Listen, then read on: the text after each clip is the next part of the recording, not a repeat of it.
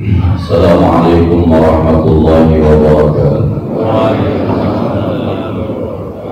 Bismillahirrahmanirrahim. Wassalatu wassalamu ala Rasulillah Sayyidina Muhammad bin Abdillah wa ala alihi wa sahbihi wa man tabi'ahu ila yaumil qiyamah. Amma ba'du, al-Fatihah ila hadratin Nabi Mustafa Rasulullah sallallahu alaihi wasallam. Bismillahi abaina wa ummahatina wa ajdadina wa jaddatina wa masyayikhina wa li jami'il muslimina wal muslimat wal mu'minina wal mu'minat, khususan li walidi Haji Nasuddin bin Haji Asnawi, walidi Haji Ahmad Ghazali bin Haji Arsyad bin Haji Siti Sana bin Haji Muhammad Saleh, Syekhina Haji Muhammad Ma'mun bin Haji Abdul Rahman, Syekhina Haji Masyahid bin Haji Hasan, Syekhina Haji Abdul Wahab bin Haji Abdul Samad, Syekhina Haji Muhammad Muhammad Hamzah, Syekhina Haji Syafi Hadani, Syekhina Haji Ahmad Syarif bin Abdul Ghani, Syekhina Haji Abdul Zain bin Haji Muhammad Zain, Syekhina Haji Muhammad Hashim Mahbub, Syekhina Haji Jamhari Musa, Syekhina Haji Abdul Muhammad Saleh, Syekhina Haji Ahmad Zain dan Syekhina Haji Muhammad Salim Akhtar, Sayyid Muhammad bin Alawi Abbas Al-Maliki. Al-Fatihah.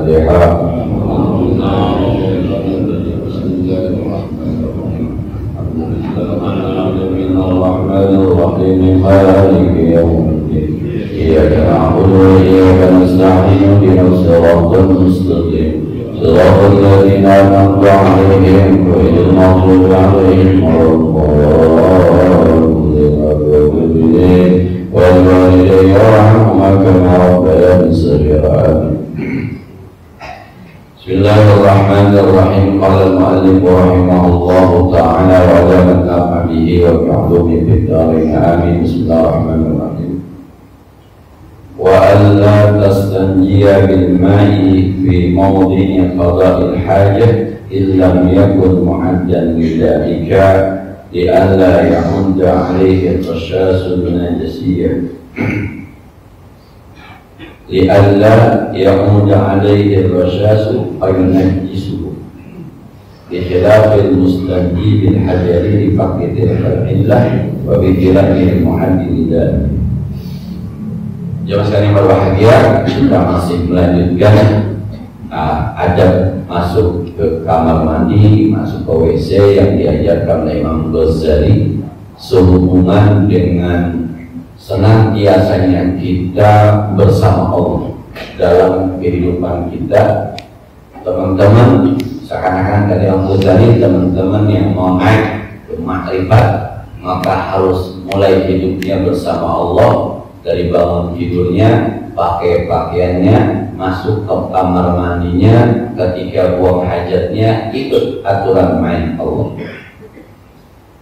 Kata Ghazali, wa alla yastanjiya bil ma', dan jangan beristinja seseorang dengan air fi mawdi'i qada'il hajat, di tempat dia buang air, illam yakun mu'addan lidzalik, kalau memang itu bukan tempat khusus buang air.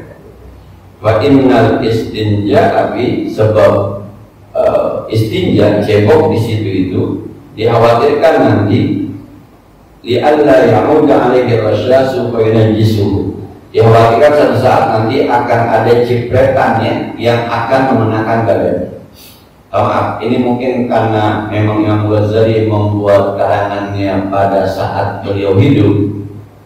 Zaman kita tahun 80-an itu kan masih ada yang buang hajatnya di kebun. Itu kan bukan tempat buang hajat. Kalau tempat buang hajat yang ini kan kemarin ada jamban pinggir kali, ada jamban di empang. Makin kemari masuk ke dalam kamar, makin kemari dari dalam rumah.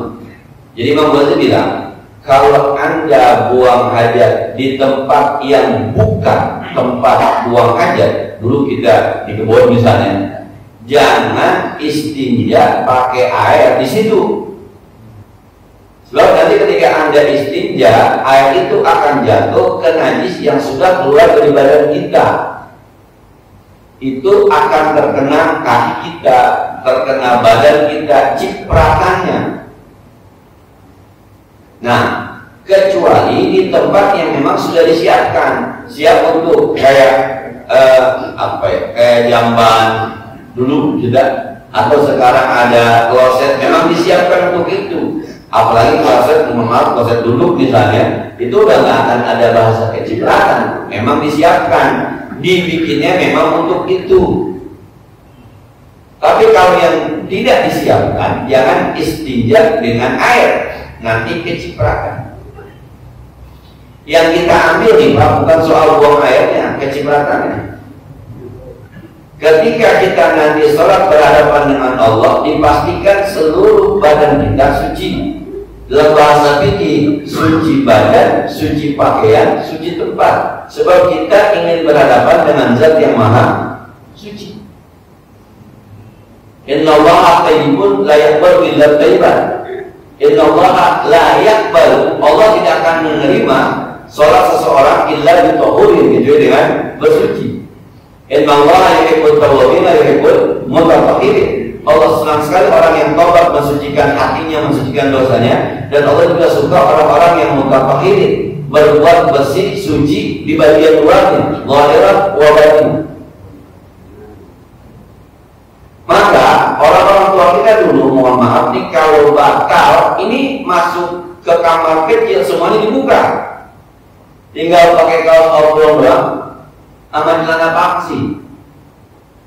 Jadi buang air kecil tuh baju dibuka, kain dibuka, celana dibuka, ditaruh di luar. Dia masuk cuma pakai kaos oblong sama celana paksi, supaya dia bisa nongkrong, khawatir nanti buang air kecil, air kencingnya itu ciprat ke badan. Nah, nanti kita diajarkan di belakangnya bagaimana cara meniriskan air kencing. Jadi intinya bukan soal itu kan ini kan soal buang hajat zaman dulu, bukan di situ intinya. Nanti ini habis ini kita akan berhadapan dengan zat yang maha suci. Maka sekecil apapun jaga kesucian badan, tempat pakai. Yang suka buang air kecil pakai celana panjang, gulungnya kurang tinggi, itu yang dikhawatirkan. Kecuali memang ada tempatnya, ada kadang-kadang tempatnya tuh, apa namanya tuh? Ya kadang-kadang juga ada tempatnya, ada plastiknya juga begitu. Tuh ada tempatnya gitu. Tapi kan zaman dulu kan nggak ada gitu kan? Atau teman, ya bagi sih kita kadang-kadang mohon maaf ada supir-supir yang suka buang air kecil di depan bisnya. Ini bapak-bapak nih, turap, saya pernah jalan pagi turap. Itu kalau di tempat saya dari Kedokelan nyeberang, kemudian jalan ke pinggir kali, arahnya ke jembatan baru itu bersih. Tapi arahnya jembatan gantung boxing. Jadi pinggiran temboknya kita jalan tuh itu boxing semua. Tapi kalau arahnya kemana nih, ke arah jembatan baru itu bersih. Tidak ada bau aroma boxing itu enggak ada. Sebab pohonnya lebatnya di atas. Kalau yang kalah jembatan gantung, lebatnya di bawah. Jadi orang kencing nggak kelihatan. Dan sering orang dagang siang-siang itu ada di sana. Termasuk siang-siang bulan Ramadan yang ada tulisan es air di sana. Jalan jembatan gantung ke arah Malis. Nah, yang semacam itu yang dikhawatirkan, dikhawatirkan. Maka yang Ghazali di awal-awal bilang, tolong kebersihan badannya dirapikan. Ini bagaimana mau bersih hati kalau badannya aja nggak beres. Maka dari awal Nabi mengatakan at-tahur syatrul iman. Bersuci itu bagian dari iman. Orang beriman pasti bagus, kebersihannya pasti bagus, kesuciannya, karena itu bagian dari iman. Sebenarnya cinta dengan kebersihan bagi umat Islam itu nggak usah juga ada pelang jaga kebersihan, nggak usah sebenarnya. Keimanannya itu membawa dia cinta dengan kebersihan sebersihnya. Karena Allah juga yuhibbut tawwabin wa yuhibbul mutatahhirin. Dan kata Imam Ghazali kemudian, kecuali dia istinja dengan menggunakan batu. Sebab kalau menggunakan batu itu tidak ada kekhawatiran adanya qasas, adanya cipratan najis ke badannya. Nah, bikhilafil fa innal istinja bihi yasiru nadhifan. Sebab istinja pakai batu di tempat buang hajat itu menjadikan dia bersih, illa in kana bihi hawa'un ma'kusun fa yukrahu dzalika fihi li'audi rasas. Tapi itu juga khawatir kalau dia buang air kemudian jebok di tempat yang disiapkan ada air yang berhembus, ada angin yang berhembus kencang, itu juga dikhawatirkan. Kita kadang-kadang suka berpikir ini ulama sampai kemari-mari diurus. Sekali lagi kan, karena dia sudah punya rasa duluan. Ketika buang airnya ceboknya nggak beres, buang air kecil cebok yang nggak beres, maka sholatnya itu kalau kata orang Betawi amyang. Amyang itu sholat tapi ibarat apa namanya nggak nyambung, badannya doang.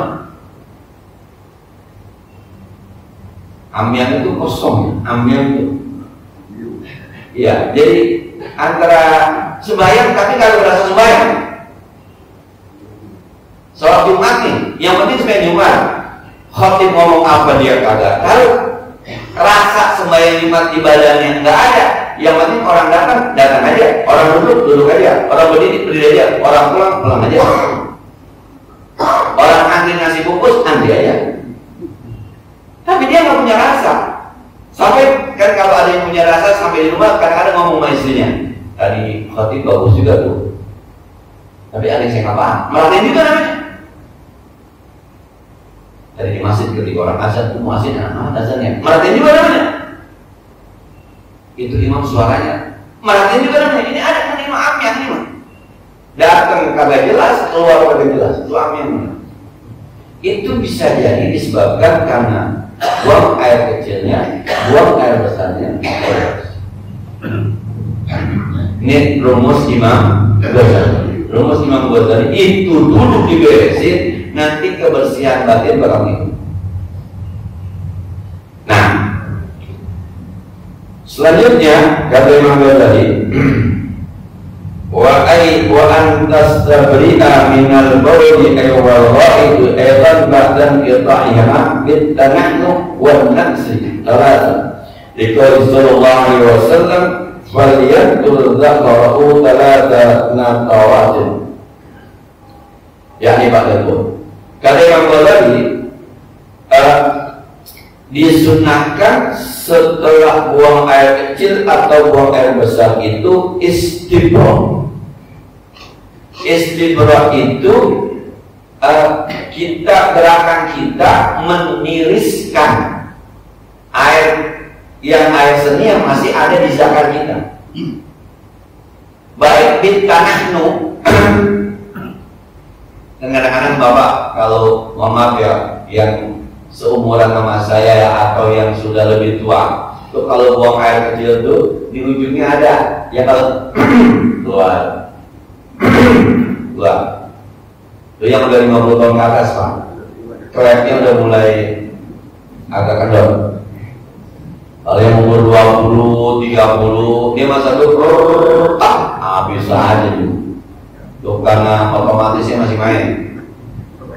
Kalau umur 50 tahun kalau ibarat mesin aja otomatis maka perlu nah kok begitu Ustaz udah sering nggak dipakai jadi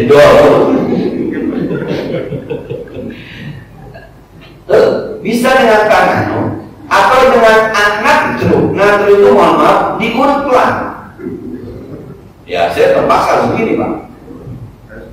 Nah, ya karena nanti diajarkan Imam Ghazali bagaimana cara ngurutnya. Pakai tangan sebelah kiri, dari mana arahnya, bagaimana cara ngurutnya supaya itu air di dalam zakar kita yang tersisa keluar walaupun cuma setetes juga najis Pak. Nih air putih segelas, tetesin air comberan setetes, mau diminum nggak? Setetes juga najis Pak. Dikit ini kelihatan nggak? Kelihatan, nggak jadi dikit kalau kelihatan.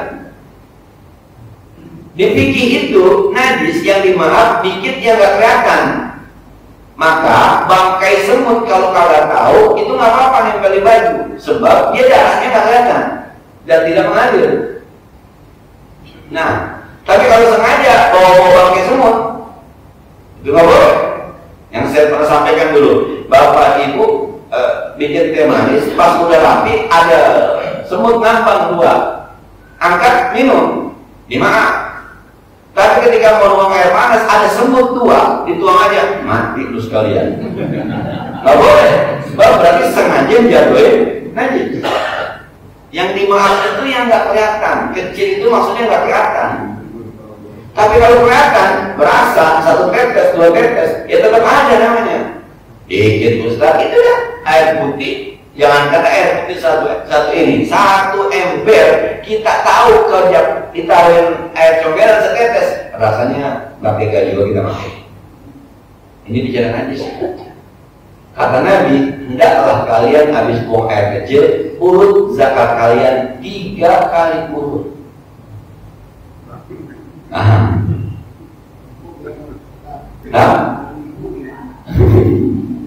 Entah belakang ibu-ibu suruh ngaji mau saja aja. Nah, kalau ada ibu di belakang, walaupun ketika saya sampaikan saya juga gak paham Pak bagaimana. Kalau bapak-bapak nanya di rumah dah. Nah, maksudnya. Jadi ajarin nih. Sekali lagi ya. Ini dalam rangka supaya ketika berhadapan dengan Allah tidak ada lagi cerita najis. Kenapa? Kayak kita soal tadi kan dipastikan kitanya suci dari hadas besar dan hadas kecil, baju kita bersih dari najis, tempatnya bersih dari najis. Karena kita mau berhadapan kepada zat yang maha suci, maka tempat terbaik suatu masjid, Baitullah, adanya di rumah Allah, tempatnya suci. Sempurnanya pakai perhiasan, sempurnanya pakai minyak wangi, sempurnanya jalannya santun. Kenapa? Ingin berharap kepada zat yang maha suci, baru nanti bisa naik ke atas. Ini kan bicara syariat dulu nih. Ada tariqah, ada metode, ada syariatnya. Syariatnya biar beres, baru nanti bisa naik ke ma'rifat, baru memahami tentang hakikat. Kalau kencing yang masih sembarangan, entar dulu dah. Kalau buang air besar yang masih sembarangan, entar dulu dah. Nah, awalnya kencingnya habis kencing kagak cebok, dimasukin aja, cuma digoyang-goyang dong, ya kan? Ntar, jangan ngomongin ma'rifat, jangan ngomongin hakikat. Dia ini masih kotor. Oke, nah. Kemudian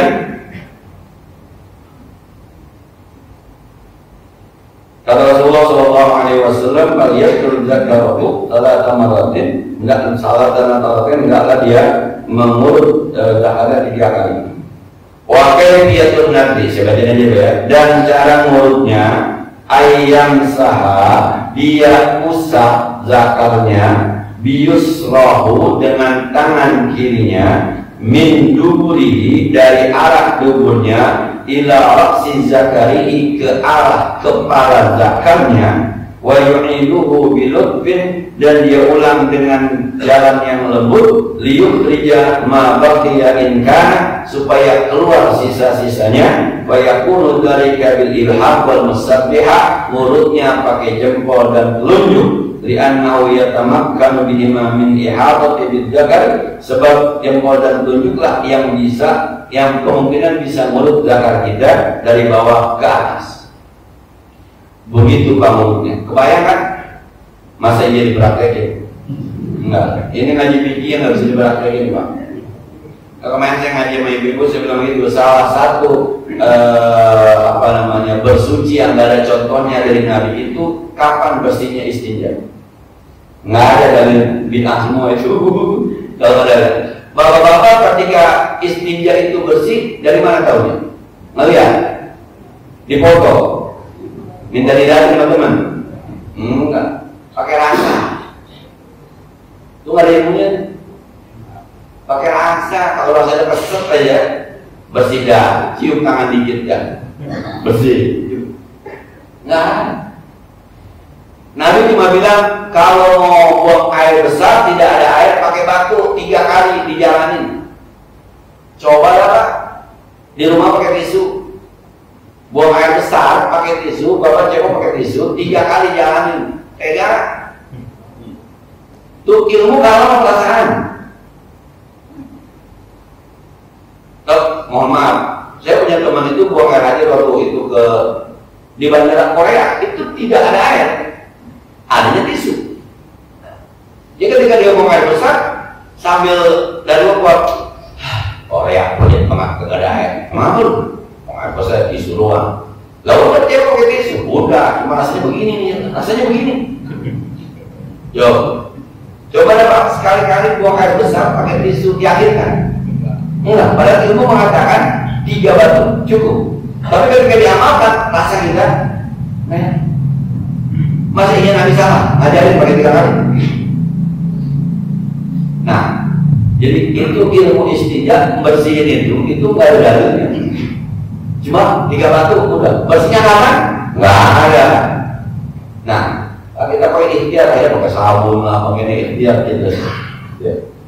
Dan maka diajarin ya, Bapak tadi pakai tangan kiri, jempol sama telunjuk, jalanin pelan-pelan dari mulai bawah sini sampai ke atas, kemudian balikin lagi.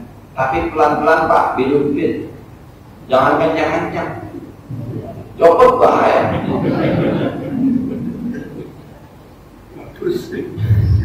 Ini ada hadisnya, ada dalilnya.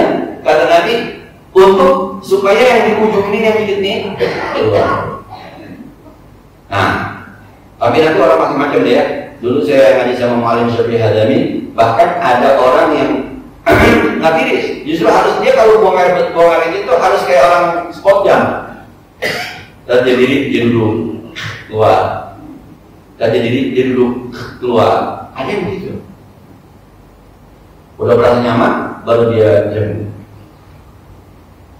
Tapi yang diajarkan tanah deh atau nakar itu diurut bang. Ya, kalau memang ada jalan lain sesuai dengan apa namanya teknologi sekarang ya silahkan. Cuma kita di hadis kita lebih mengajarkan diurut. Ini buat perempuan nih, saya minta maaf ya. Ini perempuan nih. Wa tadul mar'atu, dan meletakkan perempuan asabi ayaiha yusra, jari-jari tangannya yang kiri, ala anatiha, di atas tempat tumbuhnya rambut ke bawah ke kantor. Gak apa perempuan aja ngayalin Bapak harus. Gak apa ngomong aja biar aja dia urusan perempuan ya. Maka saya bilang kalau urusan begini ini perempuan ngajinya sama perempuan. Bicara haid perempuan paling tahu, bicara nifas perempuan paling tahu. Maka dibutuhkan ahli-ahli fikih perempuan. Nah, ahli-ahli fikih perempuan dulu saya punya dosen almarhum Profesor Dr. Huzaimah Tahidoyanggu. Nah, COVID meninggal. Dosen saya urusan Mesir, Profesor Dr. Dia bukan hanya ahli fikih, bukan hanya ahli fikih, bukan hanya ahli usul fikih, tapi ahli perbandingan mazhab usul fikih. Muqarribul Madzhab fil Usul. Bukunya dikarang pakai bahasa Arab, saya menerjemahkan. Tapi S1. Dia bilang ini terjemahannya 99% benar. Ketika kita di mahasiswa bilang lagi, guru besar bilang, ini buku saya diterjemahkan sama siapa kamu namanya? Ulay, Bu, sama si Mas Ulay ini 99% benar. Bahkan ada sebuah kata yang dia senyum aja. Saya baru kalau ada bahasa Korea itu terjemahannya indikasi. Setuju saya. Dia bahasanya bahasa Korea. Korea itu saya terjemahkan dengan indikasi. Setuju saya ini. Itu perempuan ahli fikih, Profesor Dr. Huzaimah Tahidoyanggu. Nah, kalau kita ngaji di Taman Seminar Indah itu di TSI 0 Jannah itu sore, Kiai Mustafa. Nah, dia bilang ada ahli fikih, ada ahli fatwa. Ini beda. Zubair Mustafa. Nah,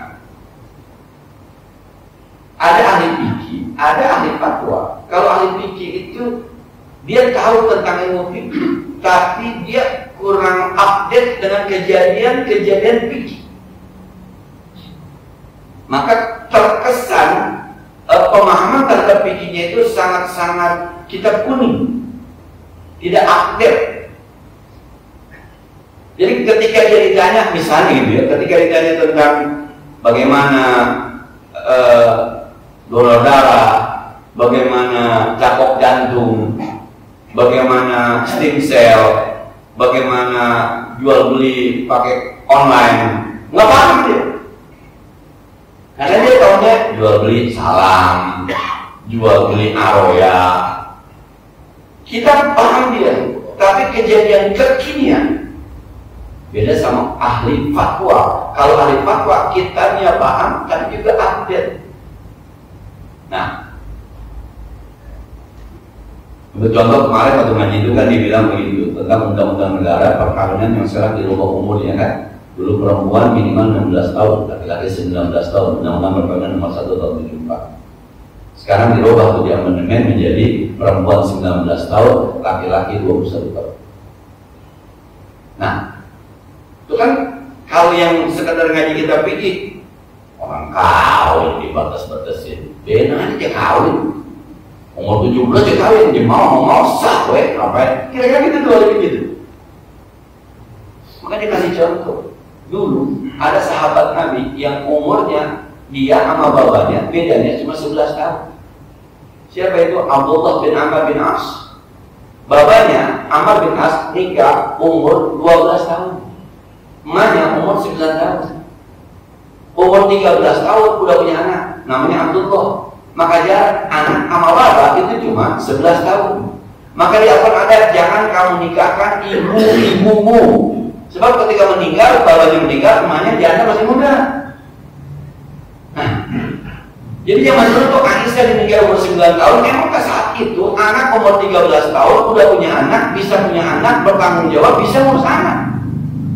Maka nikahnya 13 tahun jadi, 14 tahun jadi. Karena 13 tahun main HP doang.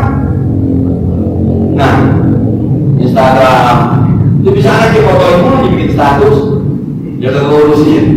Kalau sekarang tidak diatur nikah semacam itu, nanti yang bahaya adalah anaknya, yang bahaya adalah emaknya, yang bahaya nanti yang bahaya adalah masa depan bangsa. Kira-kira gitu. Itu namanya update, mufti, orang yang berfatwa. Nah, semacam ini kan. Ketika Anda bilang pakai batu, pakai air, ya di Indonesia mau pakai batu kali, orang airnya banyak, malah kadang-kadang di bulan Februari masuk rumah kita ya. Anjir, coba udah mulai dulu. Kalau roman-roman ada yang saya bilang tuh buku judulnya Belajar Ilmu Fikih itu. Kan kita bilang solo kamar itu muni musolli, sholatlah kamu seperti ngeliat aku sholat. Ini memisal kata dia, misal Nabi sholat Allahu Akbar, pas ruku Nabi batu, kita batu nggak? Enggak, sebab pribadi Nabi juga ada di nama ana basyarun mislukum yuha. Saya manusia seperti kamu, cuma saya dikasih wahyu, yuha, kamu nggak dikasih wahyu. Di sisi Nabi ada juga sisi manusia. Nabi bilang, ya iya, tapi juga ketika bilang jangan bilang sunnah Nabi. Lu bilang, iya Nabi aja bilang, Nabi bilang sunnah Nabi. Ya udah bilang seumur umur. Nabi batu, bukan dari batu sunnah Nabi. Nah, itu bukti itu orang yang melihat ada waqa'i, ada kejadian terbaru itu dia bisa update. Nah, makanya ketika membaca fikih itu adalah fikih yang dalam bahasa kaidahnya taghayyurul hukmi bi tawil tasmiyah wal amkinah wal qawaid. Sebuah hukum bisa berubah dengan berubahnya tempat, berubahnya waktu, berubahnya kaidah-kaidah yang digunakan. Maka ada sebuah konsep namanya istihsan dalam ilmu usul fikih. Istihsan itu bahkan bahasanya mengecualikan hukum positif kira-kira gitu. Jadi hukum positif nggak dipakai. Istihsan tuh. Jadi katanya sejarahnya ini Imam Abu Hanifah yang punya. Di istihsan ini mohon maaf ya, ibu-ibu kan dibolehkan baca Quran ketika haid. Tahu istihsan. Nah, kalau pakai masalah Syafi'i nggak boleh. Haram. Kenapa? Coba ibu kalau haid baca Quran kagak, bayang kagak, puasa kagak. Terus kontak dengan Allah selama 7 hari, 8 hari, bahkan ada yang habis 10. Sementara dalilnya dalam tanda petik yang mengharamkan perempuan baca Quran ini zonniyun bilal, sangat dalilnya sangat zonni dalam arti nggak kuat. Ini penafsiran. Coba ayatnya cuma di ayat la yamassuhu illal mutahharun. Tidak ada yang menyentuhnya kecuali orang-orang yang disucikan. atau hamba-hamba Allah yang disucikan. Siapa yang dimaksud disucikan?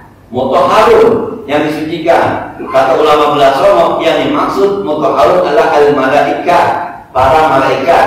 Tidak ada yang menyentuhnya kecuali para malaikat. Yang kedua, Quran yang mana nih? Yang di kita dicetak sama percetakan Cina? Apa Quran yang dari mahfuz? Itu yang disebut dengan zonir dilalah karena multi tafsir. Maka Imam Abu Hanifah mengatakan, udah jangan dipakai itu. Kesian perempuan lost kontak dengan Allah. Sembahyang kagak, baca Quran silakan. Itu namanya sah. Pak, ini kita ngaji sekedar membuka wawasan hasanah. Jangan nanti di mana-mana kata haji mulai orang lain baca Quran. Ide mulai Pak. Nah, jadi kita kan belum siap kan orang lain baca Quran. Emak-emaknya malah juga membaca Quran ya. Jadi bersyukur ya jadi kita baca Quran. Dah. Jadi ibu-ibu jangan begitu tuh kalau buat ibu-ibu. Sekali lagi saya ikut ke paham. Selanjutnya, lakin muradu bin nakibuna yang dimaksud dengan mulut di sini adalah madul dari bin bidali lihat lima bakal wa qalu wa ibrahim lil yusra ayam sauha ayam sahu ibhama aw musabbihataha ala asfalil qasib wa huwa qasbatul dzakar min majami urqiha wa yamsahul batnu wa nahwi dzalik. Yang dimaksud dengan mulut di sini adalah, kalau ulama di sini, mulut di sini adalah madad dzakar. Mohon maaf, panjangkan dzakar. Jadi berdiri dzakar. Kemudian diurut dari bawah pelan-pelan pakai tangan gitu sampai kemari supaya sisanya keluar. Bahasanya bagaimana dia dijusut jalan di tangan yang kiri supaya sisa-sisa najis di sini keluar. Nah, sekali ya, ini dalam rangka total 100% badan kita bersih dari najis. Sudahlah bersih, hadasnya bersih, najisnya cakep, bajunya bersih, tempatnya kemudian menghadap zat yang maha bersih, layak kita menyatakan Allahu Akbar. Seakan-akan dia bilang, izinkan saya ya Allah menghadapmu dengan kondisi yang saya sudah usahakan sebersih-bersih. Maka banyak cerita-cerita ada orang yang doanya tidak dikabulkan karena nggak bersih makanan. Nah, yang cerita masyhur orang dari mana-mana kemudian awal-awal kan ya Robi gitu ya, ngomong haramun, masyabu haramun, ngabasu haramun, terus saja. Dia sudah musafir jauh banget sampai ke Mekah, sampai ke Madinah. Ya Allah, kata Nabi, bagaimana mau dijawab? Bajunya haram, makanannya haram, minumannya haram. Ya kayak gitu. Maka dari awal Imam Ghazali sudah menyatakan, bersihkan dulu badanmu dari najis sekecil apapun, jangan pernah ada najis, supaya Anda layak berhadapan dengan Allah, Anda layak naik ke puncak ma'rifat dan memahami hakikat. Wa yakhtaliful istibghal, dan berbeda-beda masing orang cara meniriskan air kencing bikhtilafin nas, dengan beda-beda orang. Ada yang pakai ada yang pakai diurut, ada yang diem aja cuma ngedendok, ada. Nah, ada yang tadi kayak naik turun gitu, ada. Teman saya bilang begini, mohon maaf Ustaz, saya kalau jongkok justru nggak yakin. Berkali-kali saya kalau jongkok habis jongkok, saya bangun, ketika saya bangun badan saya lemah, kayaknya dia keluar. Jadi saya kalau buang air kecil, semua celana, semua baju saya buka semua. Jadi nggak ada tinggal kaos oblong doang. Saya berdiri. Ketika saya berdiri udah rapi, saya DM 3 kali, saya urut, baru saya jemput. Itu tidak ada lagi keluar. Tapi kalau saya nongkrong di rumah, bentar ketika saya bangun tuh, pas berdiri rasanya enggak gitu. Saya nggak yakin. Gimana Ustaz kalau saya berdiri? Ya kagak apa-apa. Orang di WC sendiri, yang mana aja, yang penting kita yakin bahwa itu suci. Cuma nanti ya karena dia telanjang dalam tanda petik, nanti tinggal dicuci kakinya, dicuci pahanya, apabila ada kecipratan air. Nah, dan wa sunnatun, yang namanya istilah hukumnya sunnah, in alima, kalau dia mengetahui anna qawlahu, bahwa air kencingnya yang qati'un, terputus bimujarradil khuruj, dengan semata-mata keluar. Kalau umur-umur 25, umur-umur 28 yang kencing langsung berhenti begitu, maka DHM-nya sunnah. Sunnah. Wa wajibun idza ghalaba ala dhannihi adama inqati illa binahwi tanahwi. Tapi hukum yang menjadi wajib, kalau ada orang yang punya keyakinan nggak akan diris kecuali dengan DHM, maka DHM-nya hukumnya wajib. Yang muda-muda DHM-nya sunnah, yang tua-tua DHM-nya wajib. Tinggal mengukur badan aja deh Pak. Saya masih muda Ustaz, bukan soal itunya. Waktu kencing kokcer nggak? Setok. Nah yang kayak itu ya sunnah. Tapi ada lagi ada lagi ya udah soal itu mah. Itu DHM berbanyak kan. Ya orang-orang kayak kita kan Pak, mohon maaf ya, saya sendiri umur saya belum 50 Pak. Tapi yang namanya kalau mau kayak kecil, mohon maaf, kalau malam kita bangun udah nggak kebelet tuh, wah nggak lama habis Pak. Berhenti. Habis ada lagi kan? Itu bisa 3 kali tuh. Yang mirip-mirip kayak saya begitu, DHM-nya wajib. Nah, kalau yang lebih parah dari saya wajib makan ya. Ya, jadi buat yang masih tokjer itu DHM-nya. Sekali lagi kita belajar ini kaitannya dengan ilmu tasawuf, karena kita akan berhadapan dengan zat yang maha suci, maka kesuciannya harus dipastikan. Sekecil apapun, setetes apapun, tidak boleh ada di badan kita hal-hal yang najis yang kita sadari itu najis, lalu kita merasa berhak untuk menghadap zat yang maha suci. Ini yang bikin nanti penghambatan marakil ubudiyah, naiknya penghambaan kita kepada Allah terhambat gara-gara ada najis yang tidak bisa. Saya kira ini insya Allah nanti kita akan lanjutkan dengan menghadap kemana kita buang air besar dan kecil, termasuk yang lain dan ukur kita. Kalau yang sekarang sudah ada tempatnya, sudah ada ruang khususnya, baik WC umum maupun WC khusus di rumah kita. Saya kira ini sebagaimana biasa yang perlu kita diskusikan lebih lanjut di persidangan. Ya silakan.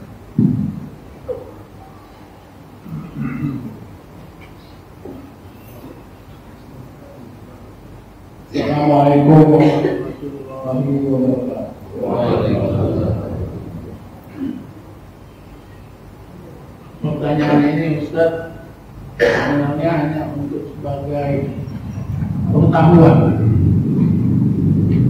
Kebetulan Ustaz menyentuh masalah wudu ya, sehingga timbul pertanyaan saya, bagaimana seandainya ada astronom Islam waktu dia ambil air wudu atau dia harus bersuci di ruang hampa udara itu, bagaimana caranya ya? Nah, pertanyaan ikutannya adalah, apakah perintah sholat itu hanya bagi makhluk yang memang tinggal di bawah hampa udara? Apakah hanya mereka yang tinggal di bumi, mungkin di udara di bawah atmosfer? Apakah begitu? Pertanyaan berikutnya adalah, Ustadz, ini mungkin pertanyaan yang klasik ya. Maksudnya klasik, mungkin sudah sering dipertanyakan, tapi saya ingin refreshment, penyegaran.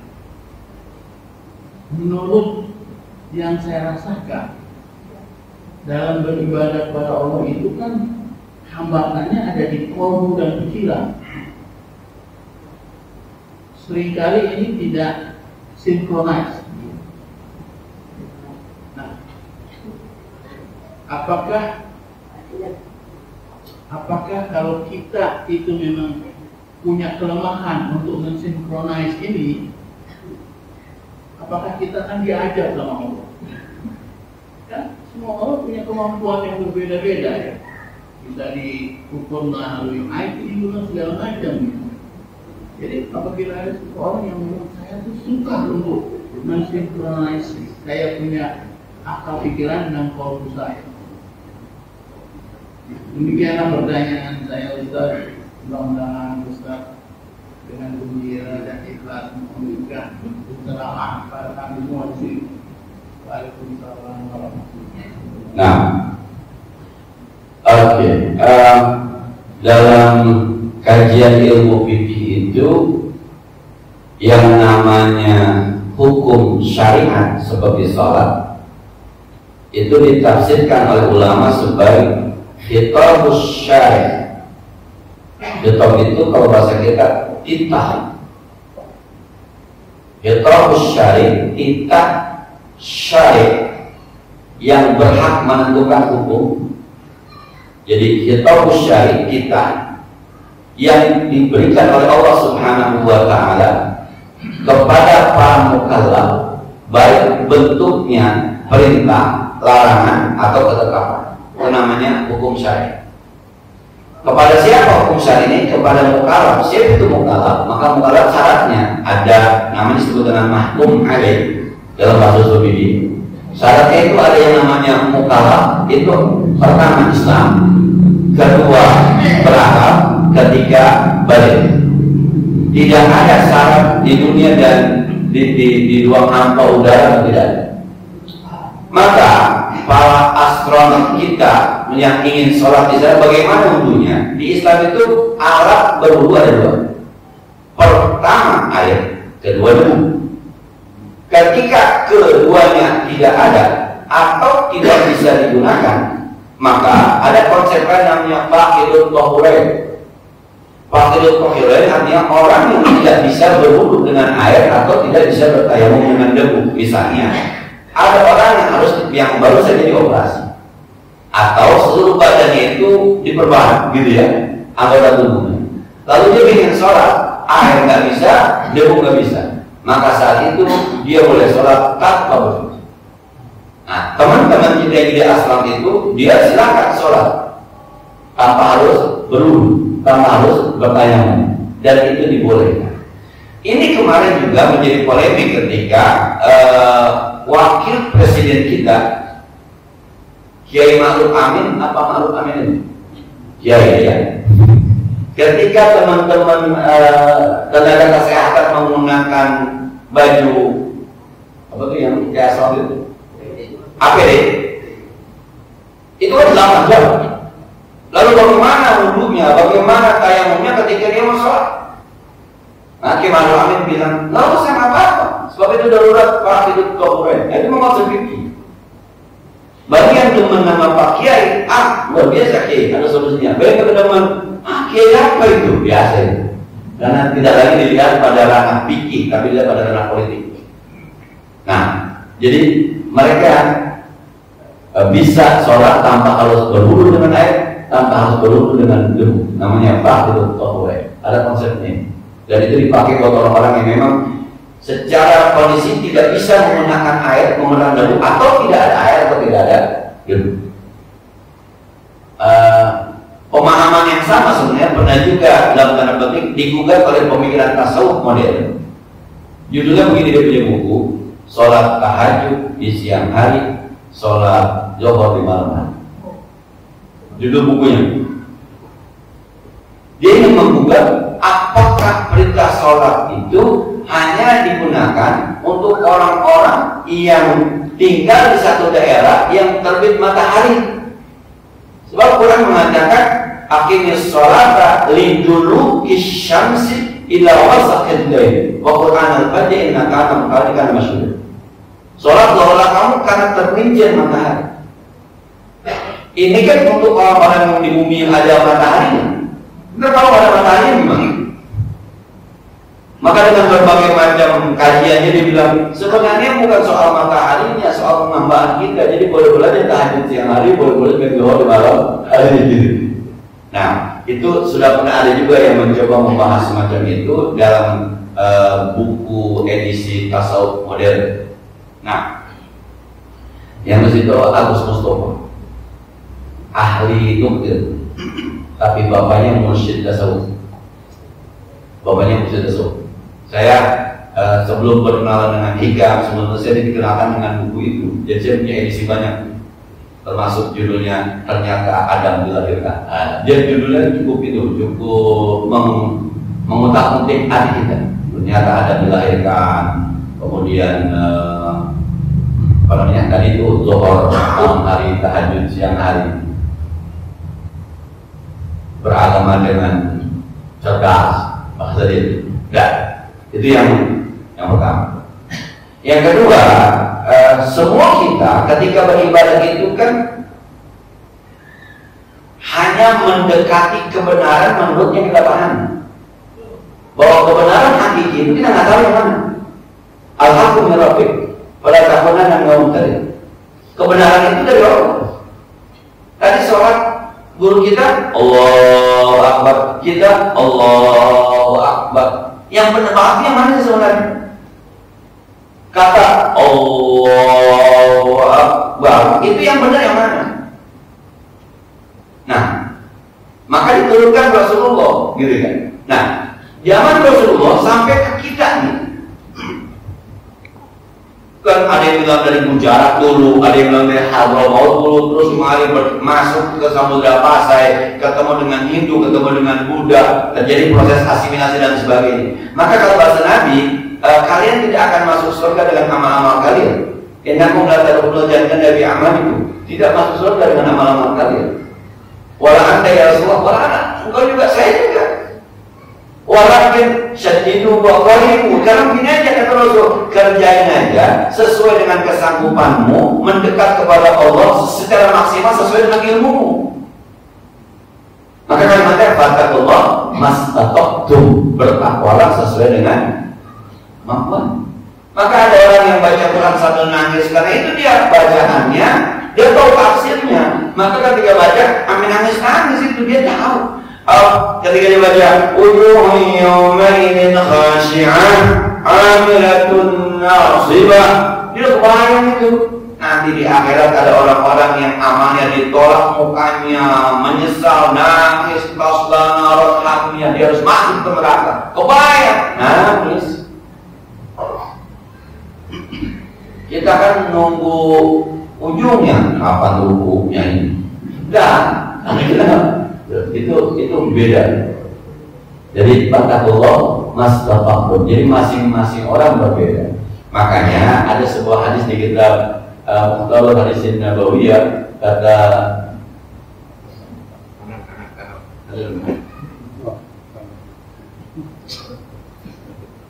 Nah ini merusak yang sholat ini.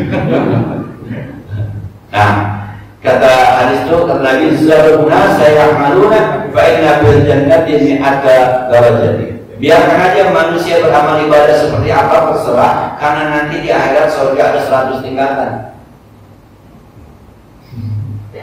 Semua masuk surga kelasnya aja beda. Ada yang baca Quran nangis-nangis ada yang baca Quran yang penting hatam ada yang baca Quran kagak rapi-rapi ada. Tapi baca Quran juga kan? Ya. Ada yang sekali duduk 3 juz ada yang sekali duduk 5 juz ada yang sekali duduk selembarannya nggak beres-beres ada. Tapi kan baca Quran judul. Semua masuk surga. Kelasnya beda. Gak apa-apa di parkiran itu gak apa-apa. Di base camp kita gak apa-apa, yang penting surga. Di base camp gak apa-apa dah. Kita main-main ke rumah kiai. Di surga ini ke rumah Nabi kita main-main. Kayak kita sembahyang nih kan. Ada yang mulai Allahu Akbar, khusyuk di takbir, tidak khusyuk di Fatihah. Khusyuk di Fatihah, tidak khusyuk di surah. Khusyuk di surah, biarin aja. Yang pakai gamis, biarin. Yang pakai koko, biarin. Yang pakai baju batik, biarin. Sembahyang. Kata Nabi biarin. Surga ada 100 kelas. Rumah sakit aja kelasnya cuma 4. Dan paling banyak kan kelas rata ya, BPJS. Tapi itu rumah sakit juga.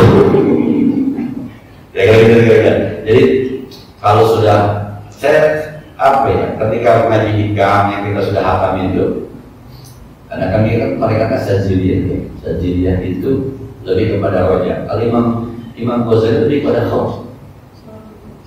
Jadi kalau roja itu bahasanya harapan kepada Allahnya lebih besar. Harapan kepada Allahnya lebih besar dibanding ketakutannya. Nah kalau baca kitab ini lebih banyak takutnya nih. Nah maka kalau kata Yusbah, kata Imam As-Sadiq ketika ada orang, saya khawatir soal saya diterima. Kamu jangan khawatir soal kamu terima, lu bisa sujud aja orang berbeda. Allah lu sujud aja dengan ngomongnya bisa diterima kakak. Ini ngajinya udah luar biasa pak. Bahkan hadisnya begitu, man salakat tariqan bi ahli musliman sahalallahu tariqan ilal jannah. Yang gampang ngaji alim itu subuhnya gampang, ngajinya gampang. Nanti Allah gampang kan masuk ke surga. Ngaji aja biar banyak surga, kira begitu. So ada perbakanannya kan tadi bilang. Yang penting jalan. Maka antara otak dengan hati kita kadang-kadang nyambung itu kan karena berdasarkan iman kita, ilmu kita, pengetahuan kita, pengalaman kita. Kata Allah, fattaqullah mastata'tum, bertakwalah kamu sesuai dengan kemampuan kamu. Cukup deh ya. Al-Fatihah. Bismillahirrahmanirrahim. Alhamdulillahirabbil alamin arrahmanir rahim maliki yaumiddin.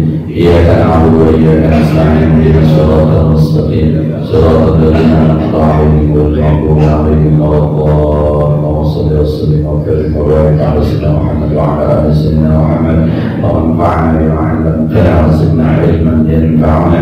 Rabbana zidna 'ilman nafi'an wa fahman sa'iba wa lisanan dhakiran wa qalban shakira. Allahumma inna na'udzu bika min 'ilmin la yanfa' wa min la yashfa' min ju'in la yashba' min du'ain la yasma'. Na'udzu bika min هذا إلى الله صلى الله عليه وسلم محمد وعلى آله وصحبه وسلم. الحمد لله رب العالمين. السلام عليكم ورحمة الله وبركاته.